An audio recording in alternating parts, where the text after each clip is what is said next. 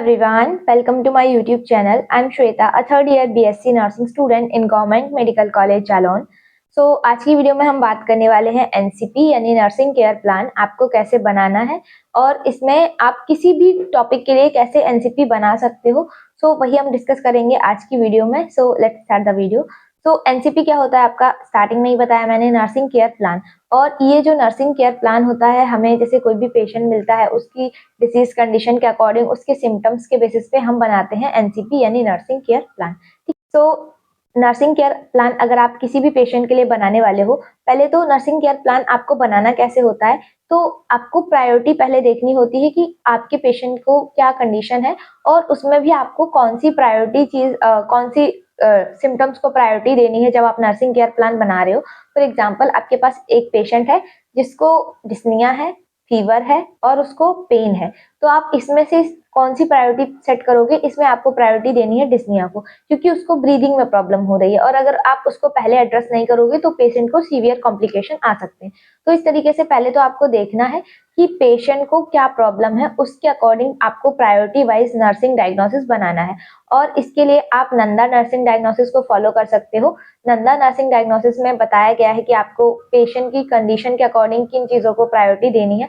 आप चाहो तो उसको पढ़ भी सकते हो, आपको गूगल वगैरह पे मिल जाएगी उसकी पीडीएफ। यहाँ पे मैं आपको बताऊंगी कि आपको एनसीपी कैसे बनानी है। एनसीपी बनाने के लिए आपको कुछ पॉइंट्स होते हैं जो ध्यान में रखने होते हैं। पहले तो यही कि आपको प्रायोरिटी वाइज उसको बनाना होता है। दूसरी चीज, जब भी आप कोई भी एनसीपी बनाते हो तो उसमें आपको पहले ये चीज ध्यान रखनी होती है कि आप जैसे एज अ नर्सिंग स्टूडेंट वहां पे काम कर रहे हो या फिर एज अ नर्स आप काम करोगे, तो आपको वो चीजें पहले देखनी है। पहले आप उन चीजों को इम्प्लीमेंट करो जिनमें ड्रग्स वगैरह का यूज नहीं होता है, क्योंकि हम मेडिकेशन प्रेस्क्राइब नहीं कर सकते हैं। ठीक है, कुछ स्पेसिफिक एक दो मेडिकेशन को छोड़ के। तो हम पहले देखेंगे कि एज अ नर्स हम क्या क्या कर सकते हैं।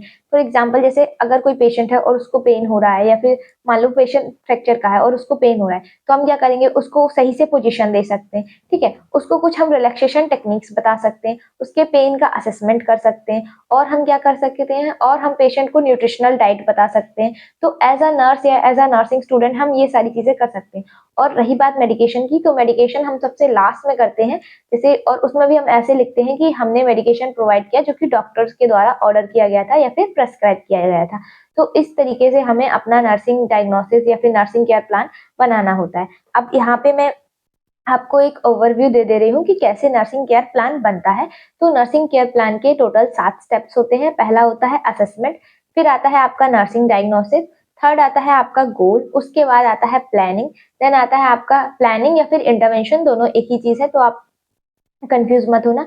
उसके बाद आता है आपका इम्प्लीमेंटेशन, इम्प्लीमेंटेशन के बाद रैशनल और उसके बाद आता है इवेल्युएशन। और ये जो 2 पॉइंट है यहाँ पे, एक होता है आपका रैशनल और दूसरा होता है आपका गोल। तो ये दोनों पॉइंट ऐसे हैं जो आपको लिखने ही लिखने हैं। पहले क्या होता था, पहले रैशनल को उतना इंपॉर्टेंस नहीं दिया जाता था, बट अभी आप अगर नर्सिंग केयर प्लान बना रहे हो तो अगर आप रैशनल लिखते हो तो वो थोड़ा अच्छा माना जाता है, ऐसा स्टूडेंट को नॉलेज है या फिर थोड़ा पढ़ा हुआ स्टूडेंट है ऐसा मानते हैं। ठीक है, तो आपको दोनों चीजों को स्किप नहीं करना है, दोनों चीजों को लिखना है। अब जो आपका असेसमेंट होता है उसमें आपके 2 पॉइंट आते हैं। पहला होता है आपका सब्जेक्टिव डाटा और दूसरा होता है ऑब्जेक्टिव डाटा। सब्जेक्टिव डाटा में आप वो चीज लिखते हो जो पेशेंट ने आपको बताई होती है और पेशेंट की ही लैंग्वेज में। जैसे पेशेंट बोल रहा है कि मुझे दर्द हो रहा है, तो आप लिखोगे वहां पे सब्जेक्टिव डाटा में कि my patient says that he is feeling pen या फिर ही इज हैविंग पेन। ठीक है, उसके बाद आता है ऑब्जेक्टिव डाटा। ऑब्जेक्टिव डाटा का मतलब होता है ऑब्जर्वेशन, यानी कि आपने पेशेंट में क्या साइंस देखे हैं। जैसे आपने देखा है कि पेशेंट को पेन हो रहा है या फिर पेशेंट को फीवर है, तो आप कैसे लिखोगे, my patient is having pain as evidenced by pain scale, patients facial grimacing या फिर पेशेंट्स वर्बलाइजेशन। मतलब हमने पेन स्केल से या तो मीजर किया है या फिर हमने पेशेंट का जो फेशियल एक्सप्रेशन है उसको देख के बताया या फिर पेशेंट ने हमें खुद बताया इसलिए हम बता रहे हैं। ठीक है, तो ऑब्जेक्टिव डाटा में ये आ गया। उसके बाद आता है आपका नर्सिंग डायग्नोसिस। अब जैसे पेशेंट को पेन है, तो ये आपने कैसे कंफर्म किया कि आप पेशेंट को पेन है, और ये आप अब इसको आपको एक अच्छे मैनर में लिखना होता है। जैसे पेशेंट पेन रिलेटेड टू, अब पेन जो है वो किससे रिलेटेड है, मतलब किस वजह से हो रहा है। तो पेन रिलेटेड टू फ्रैक्चर हो सकता है, यहाँ पे हाइपरटेंशन हो सकता है, एमआई हो सकता है, कॉलीलिथियासिस हो सकता है, कोई भी कंडीशन हो सकती है जिसकी वजह से पेशेंट को पेन हो रहा है या फिर जो बीमारी है स्पेसिफिक उससे रिलेटेड हो सकता है। तो पेन रिलेटेड टू फ्रैक्चर मान लो, pain related to fracture as evidenced by, किस वजह से हमें पता चला, हमने पेन स्केल से या तो मेजर किया है या फिर पेशेंट के फेशियल एक्सप्रेशन से या फिर पेशेंट के वर्बलाइजेशन से। तो यहाँ पे आप लिख सकते हो कि pain related to fracture as evidenced by facial expression of the patient और वर्बलाइजेशन ऑफ द पेशेंट, या फिर आप लिख सकते हो as evidenced by pain scale measurement. ठीक है, और आप वहां पे अगर आपने पेन स्केल यूज किया है तो आप उसका वो भी डाल सकते हो कि कितना स्कोर पे आपने पेशेंट को दिया है उसके पेन के अकॉर्डिंग। उसके बाद आता है आपका गोल। तो गोल में आप क्या लिखते हो कि अब जैसे पेशेंट को पेन हो रहा है तो हमारा गोल क्या होगा कि उसका पेन कम हो जाए, पेशेंट कंफर्टेबल हो जाए। तो हम यहाँ पे लिखेंगे to reduce the pain of the patient and make him comfortable. ठीक है, उसके बाद आता है आपका प्लानिंग। तो प्लानिंग में आपको क्या करना होता है कि हम यहाँ पे कुछ इंटरवेंशंस जो होते हैं वो प्लान करते हैं, ऐसा पहले से सोचते हैं कि हम पेशेंट को ये देंगे।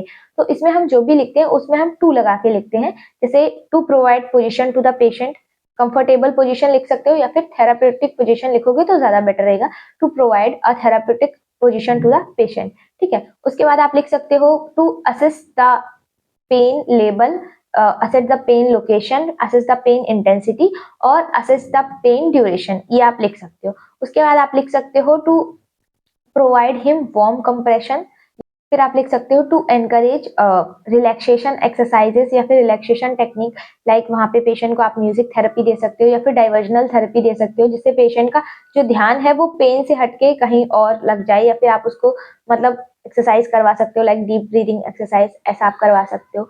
उसके बाद क्या करना है, ये 4 से 5 पॉइंट हो गए। देन आपको क्या करना है, देन आप लिख सकते हो कि patient to provide medications as prescribed by doctor. अब हमने वो मेडिकेशन प्रोवाइड कर दी पेशेंट को जो डॉक्टर ने बताई थी। अब पेन के लिए हम क्या देंगे, हम देंगे एनाल्जेसिक्स। ठीक है, उसके बाद हम लिख सकते हैं कि to educate him about his disease condition या फिर educate him about treatment.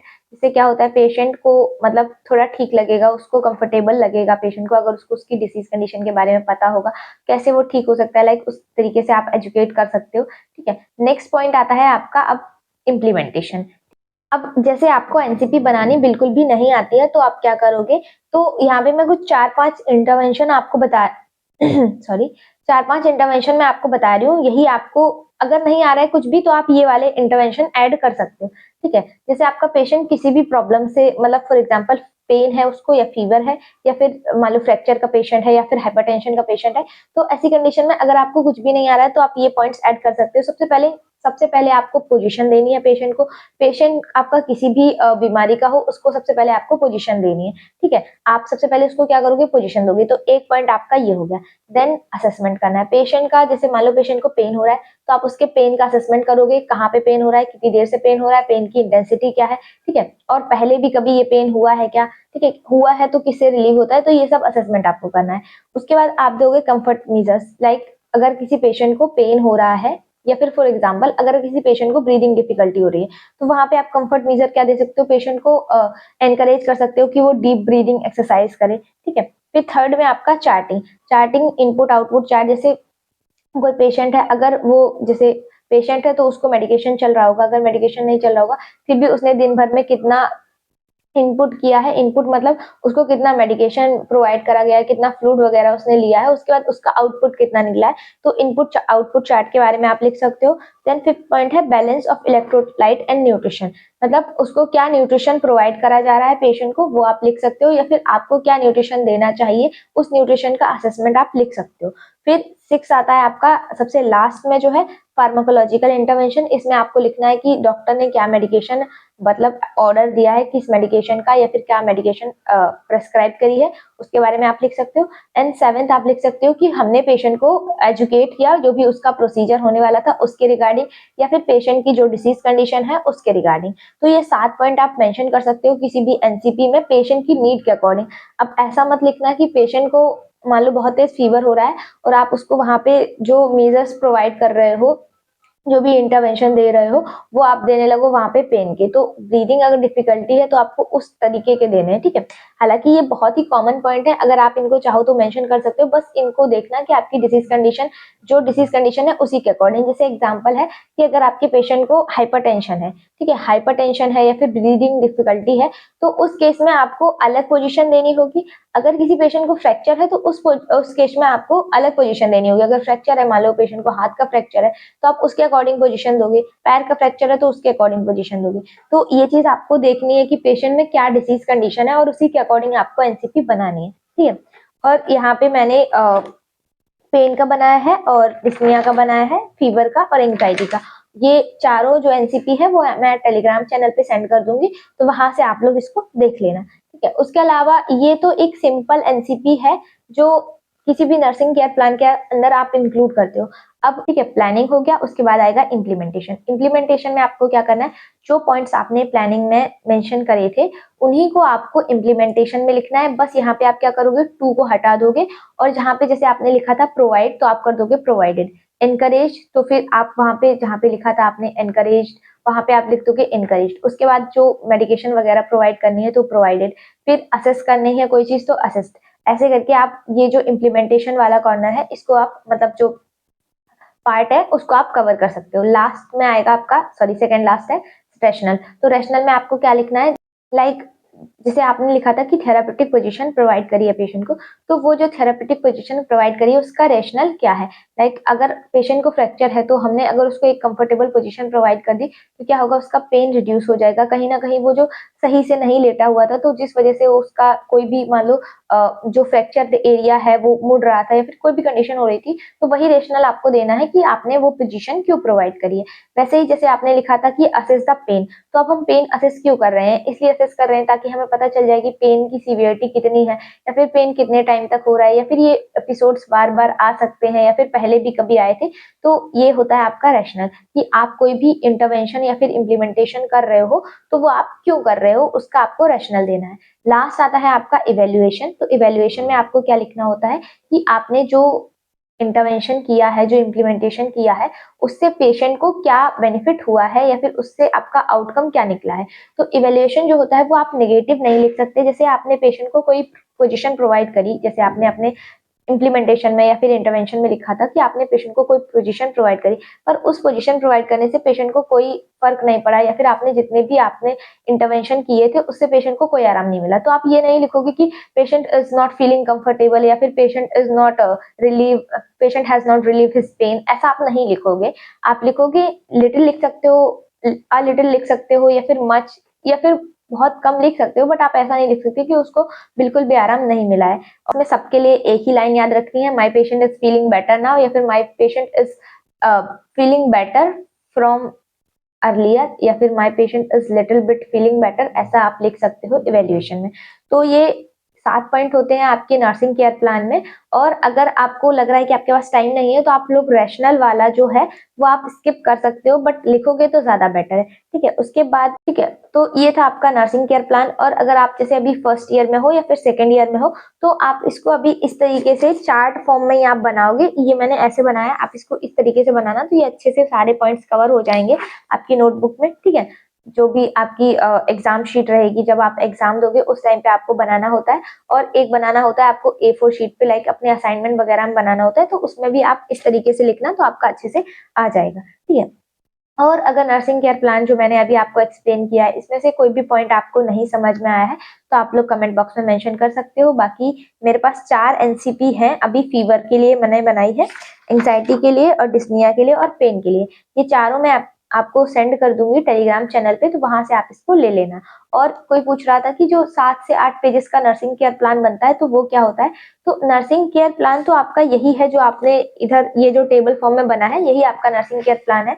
But उसमें क्या होता है, उसमें आप पूरे किसी एक पेशेंट को लेते हो, उसमें पूरा पेशेंट का पहले तो आइडेंटिफिकेशन डाटा, उसके बाद पेशेंट की हिस्ट्री, उसकी डिसीज हिस्ट्री, उसकी फैमिली हिस्ट्री, उसके बाद फैमिली ट्री बनाना होता है, आपको डाइटरी हिस्ट्री लिखनी होती है, पर्सनल हिस्ट्री लिखनी होती है, उसको क्या प्रॉब्लम है, चीफ कंप्लेंट क्या है उसकी, उसके बाद उसको क्या मेडिकेशन चल रहा है, क्या उसका जो है डाइट मतलब सॉरी न्यूट्रिशन में उसको क्या प्रोवाइड करा जा रहा है, वो सारी चीजें लिखने के बाद आपको थोड़ा डिसीज कंडीशन के बारे में भी लिखना होता है कि क्या डिसीज कंडीशन है और आपको कितना नॉलेज है उस डिसीज के बारे में।